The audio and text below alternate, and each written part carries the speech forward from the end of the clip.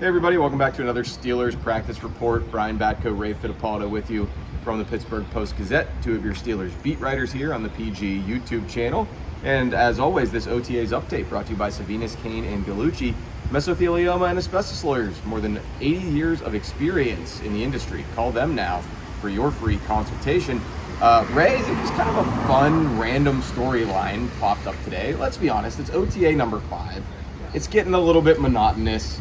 None of the new people that haven't been here have shown up. I'm guessing any and all of them are just preparing and ramping up for mini camp, which is mandatory next week.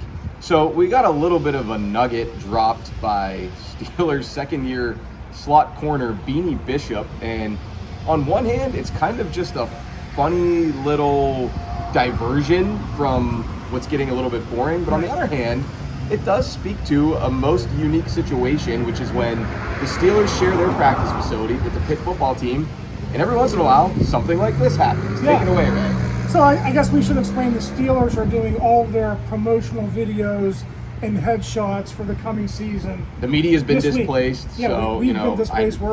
I know you all feel sorry for us. Yeah. But the Steelers are actually using Pitt's side of the locker room to shoot their Sunday night football intros, their Monday night football intros, all that stuff that you see, all the glitz and glamour during the season. That's actually produced this time of the year. They just get it all in the can and they're all good. Well, as you know, the UPMC Rooney Sports Complex is 25 years old. It's not equipped to do that type of stuff. So they were inside the Pitt locker room shooting some of those promotional videos. And Beanie Bishop, of course, finds himself on the Pitt logo, wipes his feet on the Pitt logo and posts it on Instagram. West Virginia product. West Virginia alum. For 1 year. Yeah, for 1 year, but obviously very much into the rivalry. So it was the talk of sports radio on Wednesday morning, and I'll tell you, Beanie Bishop did not apologize. He still had some fun with it this afternoon. It was kind of the talk at the facility, too. I mean, and not just media types like us. I'll say this much, Ray. I don't think I've ever seen Pitt players so engaged in watching the Steelers go through OTAs practice as they were today, and loud at times, chirping at times. They clearly caught wind of it. I'm sure Pat Narduzzi doesn't mind dangling that carrot out there of, hey, especially for transfer portal era, you're here for 1 year maybe, or you're new to Pitt from whatever school, you have zero background in Pitt, West Virginia, 13-9, the backyard brawl, all that stuff. What better way to kind of explain what it means than, hey, here's a guy now who's across the hall with the pro team, and this is how much he doesn't like us. Why don't you guys go let him hear about it today at practice? Yeah, well, let's set it up again. People might be wondering why are Pitt football players here, but the Steelers are in OTAs. They're actually on the other, there's 4 fields down here. They're on the other fields doing their running and their conditioning for the upcoming season. And it's totally normal for those guys to sit there after they're done and to watch practice. What's not normal, Brian, is for them to sit there, watch the Steelers go through their interviews after practice is done, and then chirp a little bit to Beanie Bishop. When Beanie Bishop went inside the facility, they all wanted him to come back out. I don't know if they were serious or if they were kidding, but obviously it bothered them. And Beanie didn't back down, right? He was basically like, hey, I don't like those guys. They don't like us. It's a fun rivalry. That's all true. I think the other aspect of it, too, though, is these two teams do want to be good neighbors to each other. They are rubbing elbows with each other a lot, you know, in the parking lot. They don't exactly eat in the same spot all the time, but they do share some beef now. So there's fun for you. But we were all just kind of talking about, who would come to Beanie Bishop's defense if something went down. He's somebody who does like to talk a lot and have some fun. Ray, does he maybe need to worry a little bit more about securing his job in year 2 as this team slot corners? I'll tell you this much. We're always on these videos talking about what are they going to do at quarterback? Are they going to spend some money at wide receiver? They could go out and spend some money and trade for a slot cornerback if they feel like he's not up to the task. Well, they already did that to a certain extent by bringing in Brandin Echols. So, Echols is probably going to be his chief competition for slot corner, although Echols said he also plays outside. So, they're always mixing and matching out there.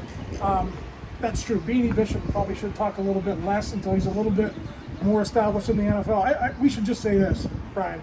It's time for Pitt and the Steelers. Go to your own facilities, right? Steelers, build a new facility, have your own production company so some of this stuff doesn't happen. We're getting into the minutia of the social media antics, but you're right. From a big picture perspective, I think there are probably a lot of vets who come in here from other NFL teams, and they come for a visit or they sign over, they're like, wait, we share this building with the college team? Right. You know, like the ACC team that if you're not from here, they're not exactly moving the meter for a lot of folks. So yeah, I mean, that was a fun little aside. The Steelers also released their training camp schedule today, and you get again into, this is another place where they're still one of the teams that holds out and goes on location to Latrobe. Yeah. Mike Tomlin still values that bonding experience. No changes there with the venue, of course, St. Vincent College for the 50th, 60th some year for the Steelers. They are going back to their original schedule of, we want to practice at 1:55 when the sun is highest in the sky. Yeah. You're sweating, we're all sweating. We think this is what makes a good football team. Last year they were practicing, except for on the weekends, a little bit earlier in the morning. And last year, if you remember, Mike Tomlin said they took the advice of the new strength and conditioning staff.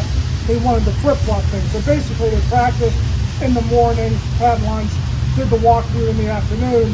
Now it's just flip-flop. Walkthrough in the morning, lunch, practice in the afternoon. As you mentioned, the only real change is you're practicing in the dead heat of summer, 2 to 4, sometimes 5 p.m. So the Steelers players are going to feel that a little bit more as opposed to practicing in the morning. As are the beat reporters and photographers and camera people on the sideline. Once again, we were not consulted on this. Bring your floppy hats to training camp. Yes, once again, we were not consulted. In your deodorant, your sunscreen, all of that.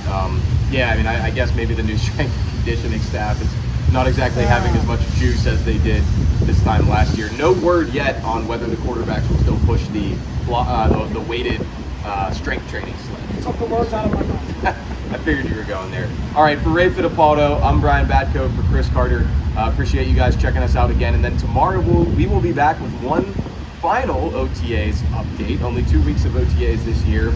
We can set up mini camp a little bit next week. That looks more like your typical in-season 3-day schedule of a work week for the Steelers. So that's what they start to get into. They also, I think they're having like their, I think there'll be some locker room access for us as well, and the newcomers, the rookies, will kind of get the lay of the land and see what that's all about. Those guys are also heading over to Acrisure Stadium for their annual rookie luncheon too. Zach Frazier will give a speech as the Joe Reed Great Performance Rookie of the Year award always does. And I don't know about you, Ray. I'm sure those people there in the stands will be ready to run through a wall after hearing from Zach Frazier. Yes, they will. He says more on the field than he does off the field, but good for him to win that. Yeah, absolutely. All right, guys. Well, thanks for checking this out. We will see you again tomorrow here on the Post-Gazette YouTube channel.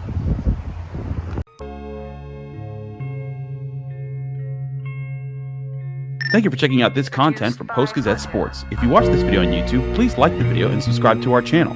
For all of the sports coverage the Post-Gazette has to offer, visit post-gazette.com.